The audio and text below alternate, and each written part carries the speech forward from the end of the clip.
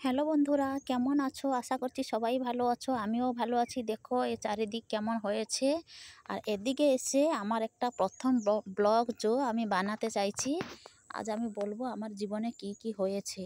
এত কষ্ট নিয়ে আর আগে যেতে পারছি না বন্ধুরা। তাই সবাইকে আমার কষ্টটা বলতে চাইছি। সবাই মন দিয়ে শুনুন।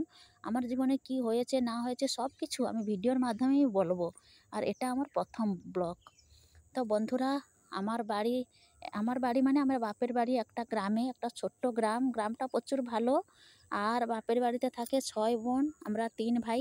বাবা সবসময় বাইরে থাকতো, জম্মু কাশ্মীর, দিল্লি, হরিয়ানা, হিমাচল প্রদেশ, মুম্বাই এইখানেই থাকতো।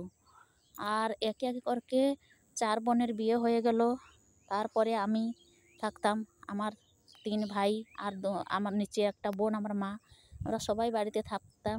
একদিন কি হয়েছে, আমার দাদা তখন তো মেশিন টেশিন ছিল না, ওই বিলেতে হাল করছে।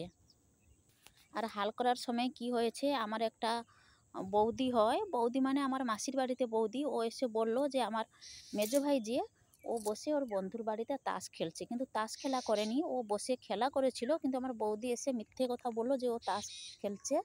তাই আমার মা বলল, বাবু যা তারা গিয়ে দেখ তোর ভাই কি তাস খেলছে। আর আমার দাদা গেল, গিয়ে গ্রামের বাড়ি, কিন্তু ওই যে বলে না একটা দুটো তিনটা চারটা করে এরকম সিঁড়ি আছে, ওই সিঁড়ির উপরে ভাই বসে ছিল আর ভাইয়ের বন্ধু বসেছিল। আমার দাদা গিয়ে ওইখান থেকে পাটা ধরে নিচে টেনে দিয়েছে। যা টেনে দিয়েছে, ওই দিন থেকে আমার দুঃখ শুরু হয়েছে বন্ধুরা।